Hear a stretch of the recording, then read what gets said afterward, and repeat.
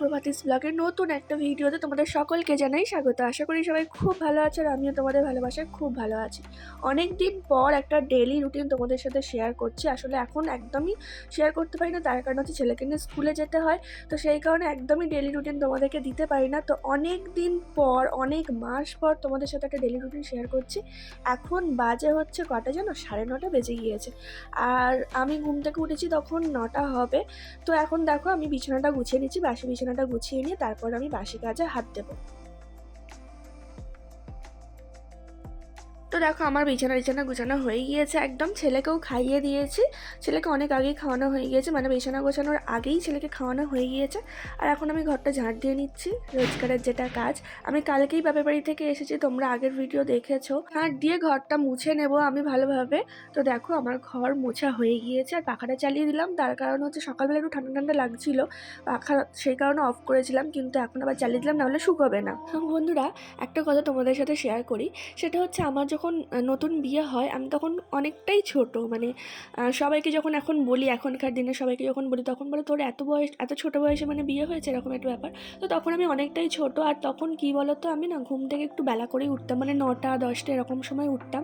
তো তখন জানো তো অনেকে মানে টোন করে কথা বলতো যে যারা 9টা 10টায় ঘুম থেকে ওঠে তারা নাকি অলক্ষ্মী হয়, আর যারা সকালে ওঠে তারা লক্ষ্মী। মানে এরকম অনেকবার টোন করে কথা বলা হয়েছে, যারা বেলা করে ওঠে তারা কি লক্ষ্মী নাকি, তারা তো অলক্ষ্মী, এরকম অনেকবার আমাকে বলা হয়েছে। তো বন্ধুরা, এখন কিন্তু আমি তাদের থেকে আগে উঠি, কারণ আমি 3:30 4টে এরকম সময়ও উঠেছি। মানে রান্নাবান্না অনেক সময় করে যেতাম, আগের বছর তো রান্নাবান্না করেই যেতাম, এবছর রান্নাবান্নাটা করে যেতাম না, কারণ ছেলেকে নিয়ে একা স্কুলে যেতাম, ডাক্তারবাবু তো ডিউটি যেত, মর্নিং শিফটে তো হতোই না। তো এই বছর বলতে গেলে আমি রান্নাবান্না করে যাইনি, কিন্তু আগের বছরে কিন্তু আমি 3:30তেও উঠেছি, আবার 4টাতেও উঠে রান্নাবান্না করেছি। তাদের থেকে এখন আমি তাড়াতাড়ি উঠি। তবে আমি সত্যিই জানি না যে আমি এখন লক্ষ্মী হতে পেরেছি কিনা। তাদেরকে একদিন জিজ্ঞাসা করবো বলো, যে আমি এখন লক্ষ্মী হতে পেরেছি কিনা, কারণ ওরা তো ঘুম দিয়ে বিচার করেছিল যে আমি লক্ষ্মী না অলক্ষ্মী। তো সেই ক্ষেত্রেই তাদেরকে জিজ্ঞাসা করা উচিত। তো তবে একটা কথা বলতে পারি, আমি আসার পরে অন্তত ডাক্তারবাবুর কোনো ক্ষতি অন্তত হয়নি। জানি না কেন আমাকে তারা অলক্ষ্মী বলে কথাটা বলেছিল। ছাদের একবার অবস্থাটা তোমাদেরকে দেখিয়ে দিই, সেটা হচ্ছে ছাদের অবস্থাটা এই।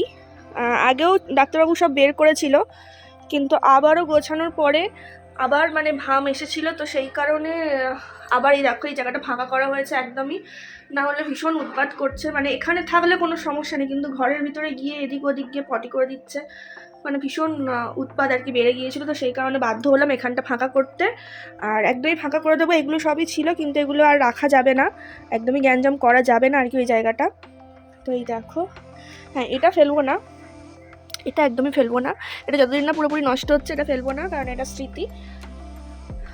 তো দেখো ডাক্তারবাবু কালকে নাইট ডিউটি করে এসে না ঘুমিয়ে এগুলো সব করেছে, মানে সারাদিন একদমই গ্যাঞ্জাম হয়েছিল, তোমরা দেখেছো ওই জায়গাটা।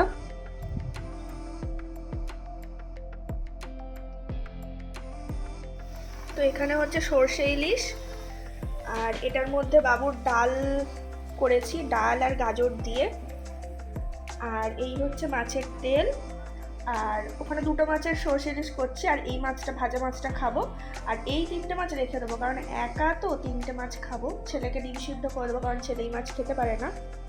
তো এই যে দেখো ছেলের ডাল সিদ্ধ, মানে ডাল গাজর দিয়ে করেছি, ডাল ডিম সিদ্ধ আলু সিদ্ধ ভাত মাছের তেল, এই হচ্ছে সর্ষে ইলিশ।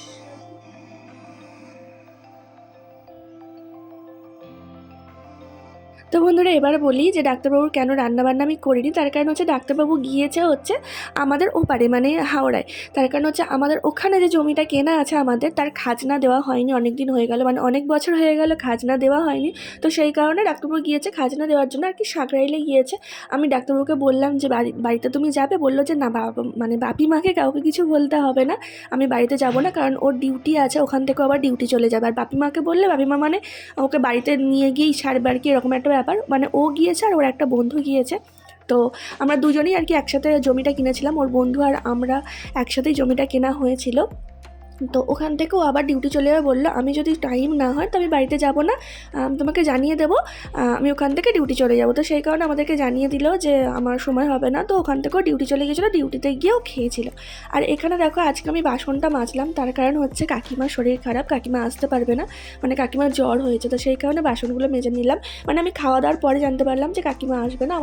তো বন্ধুরা এগুলো শুকিয়ে গিয়েছে, আর এই নাইটিটা তো পরেছিলাম, রান্নাবান্না করে সব রান্নাঘর মুছে ছেড়ে ফেলেছি, মানে গা ধুয়ে এলাম, এগুলো দিয়ে যাবো, মেলে দিয়ে যাবো ছেলের জামা প্যান্ট, আর এগুলো তুলে নিয়ে যাব। দেখো চাদরটা দেখেছো? তো এখন বাজে হচ্ছে 2:10, আর আমাদের খাওয়া দাওয়া, রান্নাঘর পরিষ্কার করা, বাসন মাজা সব কমপ্লিট। এখন শুধু ওই ছেলের জামা কাপড় যেগুলো দিয়ে এসছে আর আমার যে নাইটিটা দিয়ে এসছে ওগুলো একটু পরে গিয়ে তুলে আনবো, কারণ একটুখানি জল ঝরে গেলে বা একটুখানি গরমকাল তো বেশিক্ষণ লাগে না, মোটামুটি হালকা শুকনো হয়ে যাবে, একটু পরে মানে আধ ঘন্টা 1 ঘন্টা পরে গিয়ে নিয়ে চলে আসবো। এখন একটুখানি শুই আপাতত, মানে শোবো না, একটু ফোন ঘাঁটবো। তো চলো ছেলেকে শোয়াই। পর্দাটা দিয়ে দাও।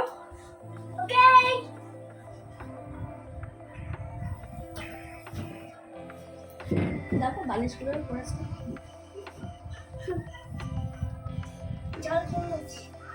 চলো। টিভিটা সারাক্ষণ এমনিই চলে আমাদের, কারণ ছেলে তো ফোন নিয়ে ব্যস্ত, হয় ফোন নিয়ে ব্যস্ত নয় ড্রয়িং করছে। তো যাই হোক টিভিটা কিন্তু বেশিরভাগ সময় আমাদের, ও টিভি না চললে নাকি ওর একা একা মনে হয়, টিভি চললে ওই যে সাউন্ডটা হয় ওর একটু মনে হয় যে ওর পাশে কেউ আছে, এই আর কি ব্যাপার। ও আগেও একদিন এই কথাটা বলেছে আমাকে। কে তোর পাশে সিনচান আছে মনে হয়? তাহলে ভয় ভয়টা চলে, কেন তুমি ভয় পাও? আহারে সেটা সারাক্ষণ একা থাকে, সন্ধ্যাবেলাতেও যখন রান্না করতে যাই তখন একা থাকে। ওর কাকাইকে ডাকে, কিন্তু কাকাই তো সবসময় এখানে থাকে না, তো যার জন্য কাকাইকে ডাকতে পারি না, কাকাই এদিক ওদিক থাকে, যেদিন থাকে সেদিন আসে। চলো জল খাও আর চলো শো। এখন বাজে হচ্ছে 8:30, 8:30 এখনো পুরোপুরি বাজেনি। আর আলু সিদ্ধ আর মুড়ি করে এনেছি, এই যে ছেলে আর আমি খাচ্ছি, কারণ খিদে পেয়ে গিয়েছে খুব, দুপুরবেলা বমি করেছিলাম বললামই তো, তো খুব খিদে পেয়ে গিয়েছিল। আমি তো ছেলেকে খাওয়াতাম, কিন্তু আমিও খাচ্ছি আর কি। হয়েছে গালে শেষ হয়েছে। তো বন্ধুরা এখন বাজে হচ্ছে 9:30, আর আমি দেখো আলু কাটতে বসে গিয়েছি। আমি নেমেছি কিন্তু 9টার সময় রান্নাবান্না করার জন্য। আসলে মা আর কাকিমাকে শাড়ি পরিয়ে দিচ্ছিলাম। আসলে মা আর কাকিমার একটা বিয়ে বাড়ি আছে পাশেই, মানে পাশে বলতে টোটো করে ওরা টোটো ভাড়া করেছে, মানে কাছাকাছি কিন্তু অনেকটা হাঁটা, তো সেই কারণে টোটো ভাড়া করেছে, সবাই মিলে একসাথে যাবে।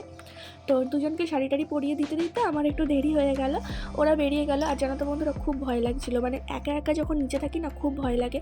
ছেলে চুপি চুপি এসেছে, আমি তো খুব রেগে গিয়েছি, আমি বলছি তুমি এখানে আমার কাছে বসো। আর ও খুব ভয় পাচ্ছিল, কারণ ও ওপরে একা ছিল। আর দেখো আজকে ভেবেছিলাম মাছের ঝোল কিছু একটা করে দেবো ডাক্তারবাবুকে, কিন্তু তারপর ভাবলাম যে আলু ভাজা আর রুটি করে নিই। তো দেখো দুজনের জন্য আলু ভাজা রুটি করে নিলাম।